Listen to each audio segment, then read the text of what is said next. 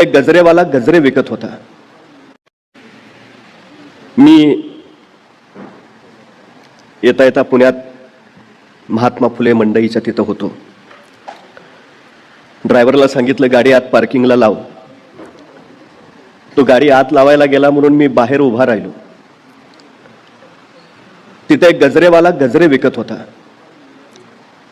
साहजिकच माझं त्याकडे लक्ष व्हायचं काही कारण नव्हतं, पण त्याची बोलण्याची विशिष्ट जी पद्धत होती, त्याचं गजरे विकण्याचं जे कौशल्य होतं, त्याच्यामुळे साहजिकच मी त्याच्याकडे आकर्षीला गेलो. तो गजरे विकताना असं सांगत होता, ओ ताई गजरा घ्या, 1 महिना सुकणार नाही.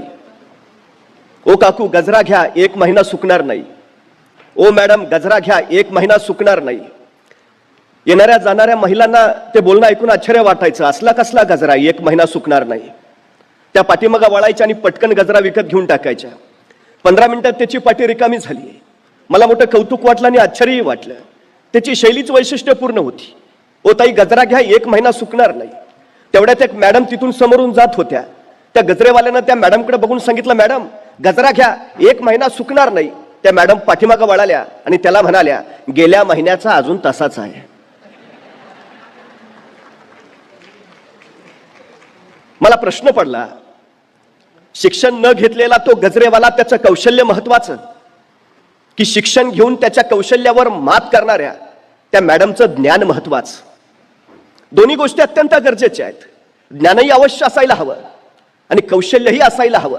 क्षमता प्रत्येक माणसामध्ये असतेच, बुद्धी प्रत्येकाला दिलेली आहेच, फक्त त्याचा प्रत्येक जण कसा वापर करतो याच्यावर त्याचं यश अवलंबून असतं. ही सगळ्यात महत्वाची गोष्ट आहे. मुळामध्ये आपल्यात काय आहे याची ओळख होणं हेच यशाकडे जाणारं पहिलं आपलं पाऊल ठरतं. दुर्दैवानं आपल्यातल्या बऱ्याच लोकांना आपल्यात नेमकं काय आहे याचाच शोध अखेरपर्यंत लागत नाही. त्यामुळे ती माणसं यशस्वी होत नाहीत. ही सगळ्यात महत्वाची गोष्ट आहे. मी अभिनंदन करतो सकाळचं, मी अभिनंदन करतो SP अकॅडमीचं की माणसांमध्ये जे आहे त्याचा शोध घ्यावा, त्यांना दिशा द्यावी आणि त्यांना मार्गदर्शन करावं आणि यशस्वी बनवावं या हेतूनं हा सगळा उपक्रम ते इथं आयोजित करतायत. ही सगळ्यात महत्वाची गोष्ट आहे. खरं तर आम्ही लहानपणापासून सातत्यानं शिकणं या गोष्टीला अपार महत्व देतो आणि ते महत्वाचंच आहे. खरं तर शिक्षण ही महत्वाची गोष्ट आहे, पण कुठलीच महत्वाची गोष्ट शिकता येत नाही. ही सगळ्यात मोठी वस्तुस्थिती आहे. माणूस जर शहाणा होत असेल तर तो पुस्तकाच्या पानावरच्या ज्ञानापेक्षा अनुभवानं सगळ्यात जास्त शहाणा होतो. ही सगळ्यात मोठी वस्तुस्थिती आहे. त्यामुळे जीवनाच्या प्रांगणामध्ये ज्यावेळी तुम्ही पाऊल टाकता,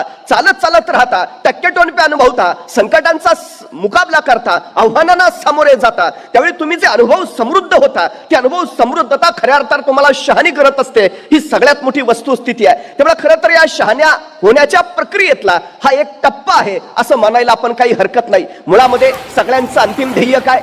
एक प्रश्न त्याहीपेक्षा महत्वाचा आहे. मुळात प्रत्येकानं आपापलं ध्येय ठरवलं आहे काय या प्रश्नापासून आपल्याला सुरुवात करावी लागते.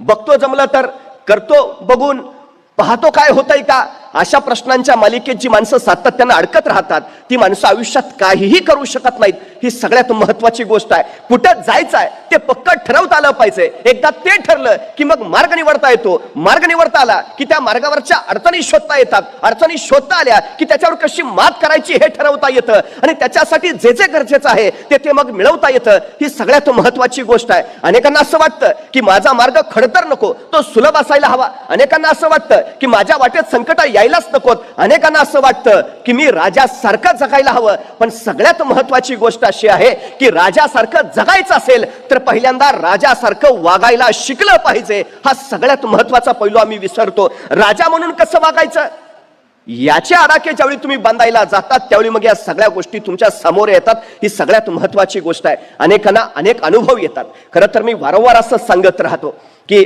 अलीकडचा सध्याचा काळ जर आम्ही पाहिला, सगळ्यांचं अंतिम ध्येय काय? पूर्वी ध्येय वेगवेगळी होती, आता ध्येय मर्यादित झाली. साधारणपणे काय अपेक्षित आहे? मला पैसा हवाय का? मला पैशानी सारं मिळवता येतं. मला जे हवंय ते मला कमावता येईल. माझ्याकडे फक्त पैसा हवा. म्हणजे माणसाच्या खिशात अर्थ आला की त्याच्या जगण्याला अर्थ येतो. हा साधा सरळ सुविचार आम्ही आमच्या मेंदूवर पूर्णपणे कोरून ठेवलाय. मग सगळ्यात महत्वाचा प्रश्न तिथून सुरू होतो की पैसा कमावणं आणि पैसा बनवणं यातला मूलभूत फरक तरी आमच्या लक्षात आलाय का? जो पैसा कमावतो तो पैसा गमावतोही, पण जो पैसा बनवतो त्याला गमावण्याची भीती नसते. ही सगळ्यात महत्वाची गोष्ट आहे. त्यामुळे आम्ही नेमकं कुठल्या मार्गाने जाणार आहोत याचाही विचार आम्ही प्रामुख्यानं करायला हवा. आता याच्यामध्ये आणखी 2 टप्पे आहेत. आम्ही शिक्षण शिक्षण शिक्षण सतत म्हणतो आणि समाजामध्ये जो उच्च शिक्षित आहे त्याला प्रतिष्ठा आहेच. त्या शिक्षणाच्या जोरावर आम्ही उत्तम नोकरी मिळवतो, नोकरीच्या जोरावर आम्ही उत्तम पगार मिळवतो आणि पगाराच्या जोरावर आम्ही जीवनातली सगळी सुख हस्तगत करतो. त्यामुळे समाजामध्ये नोकरी शिक्षण या गोष्टीला प्रतिष्ठा आहेच, याच्याबद्दल अजिबात शंका नाही. पण प्रश्न असा आहे की पूर्वीचा काळ वेगळा होता, कारण उपलब्ध नोकऱ्यांची संख्या आणि ग्रॅज्युएट झालेल्यांची संख्या याच्यात तफावत होती. सुशिक्षित लोक कमी होती, नोकऱ्या जास्त उपलब्ध होत्या. शिक्षणाचं प्रमाण वाढलं तशी पदवीधरांची संख्या वाढली आणि नोकरीची उपलब्धता कमी झाली. नुसत्या पदवीधराला नोकरी मिळेना आणि मग आणखी पोस्ट ग्रॅज्युएट व्हायकडे कल वाढला. त्याच्यानंतर तिथं सुद्धा तीच अडचण सुरू झाली की नोकऱ्यांची उपलब्धता आणि शिक्षितांची संख्या याच्यातली तफावत अति जास्त निर्माण झाली. माणसं मग नोकऱ्यांसाठी भटकत भटकत राहिली आणि मग भाकरीचा चंद्र शोधण्यातच अर्धी जिंदगी बर्बाद झाली. अशी ही उदाहरणं आम्ही जागोजागी पाहायला लागलो. प्रश्न असा आहे की खरं शिक्षण महत्वाचं आहे का?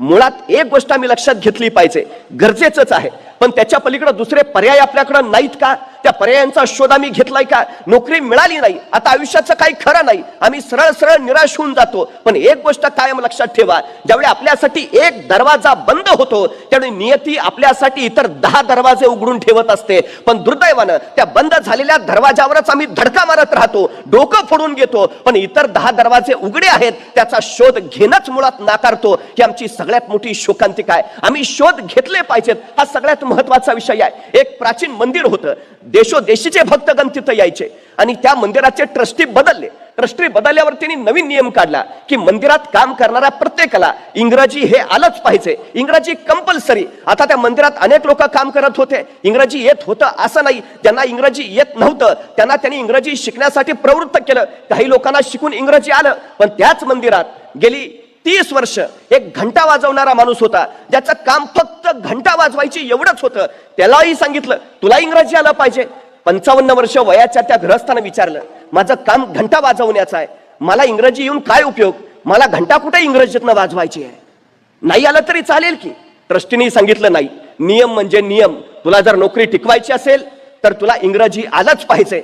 55 वर्षाच्या त्या गृहस्थानं त्या वयात शिकण्याचा प्रयत्न केला, पण दुर्दैवानं त्याला ते जमलं नाही. अखेर नाईलाजानं त्याला ती घंटा वाजवण्याची नोकरी सोडावी लागली. आता नोकरी सुटली, करावं काय? तो रडत बसला, हताश झाला. आत्महत्येचा मार्ग त्यांनी पत्करला नाही. त्यांनी विचार केला, जगायला तर हवं, न रडता लढायला तर हवं. काय करता येईल? मला संधी आजूबाजूला आहेत का? आणि त्याच्या लक्षात आलं मंदिर प्राचीन आहे, गावोगावीचे देशोदेशीचे भक्त येतात, गर्दी प्रचंड आहे, पण या मंदिराच्या आवारात जर कुणाला चहा प्यावासा वाटला तर तिथं एकही चहाचं दुकान नाही. जगण्यासाठी, पोटाची खळगी भरण्यासाठी त्यांनी मंदिराच्या बाहेरच्या आवारात एक छोटी चहाची टपरी टाकली आणि बघता बघता तिथं दुसरी चहाची टपरी नव्हती, उपलब्धताच नव्हती. आपोआप त्याचं चहाचं दुकान उत्तम चालायला लागलं, उत्तम चालायला लागलं. कौशल्य होतच, चवही दिली. बघता बघता त्याचा धंदा आणखी जोरात वाढला. काही दिवसातच त्या छोट्या टपरीचं रूपांतर त्याने एका मध्यम हॉटेलमध्ये केलं. तिथंही बरकत आली. बघता बघता त्यांनी मोठं हॉटेल बांधलं, आणखी आणखी पैसा येत राहिला. बघता बघता त्यांनी 3 स्टार हॉटेल तयार केलं, तेही अफाट चाललं. 5 स्टार हॉटेल त्यांनी बांधलं. त्याच्या त्या 5 स्टार हॉटेलमध्ये देशो विदेशाची लोक यायला लागली, राहायला लागली. तिथलं व्यवस्थापन, तिथलं नियोजन बघून भारावून जायला लागली. असंच एक अमेरिकेचं शिष्टमंडळ त्याच्या त्या 5 स्टार हॉटेलमध्ये मुक्कामाला होतं. तिथलं व्यवस्थापन, नियोजन बघितलं आणि त्या शिष्टमंडळाने इच्छा व्यक्त केली, या हॉटेलच्या मालकाला आम्हाला भेटायचं आहे. आणि मग सगळ्यांनी याला धरून पुढे आणलं. ते अमेरिकन लोक इंग्रजीतनं बोलतायत, हा पट्ट्या फक्त मान हलवतोय, संवादच काय होईना. आणि मग शेवटी जो तिथे एक जण होता त्याला कळून चुकलं, भाषेची अडचण आहे, इंग्रजी येत नसल्यामुळे हा संवाद होत नाही. त्यांनी हळूच त्याला विचारलं, काय हो, एवढ्या 5 स्टार हॉटेलचे आपण मालक आणि तुम्हाला इंग्रजी येत नाही? तुम्ही इंग्रजी शिकला नाही? तसा तो माणूस म्हटला, इंग्रजी शिकलो असतो तर अजून मंदिरात घंटाच वाजवत बसलो असतो.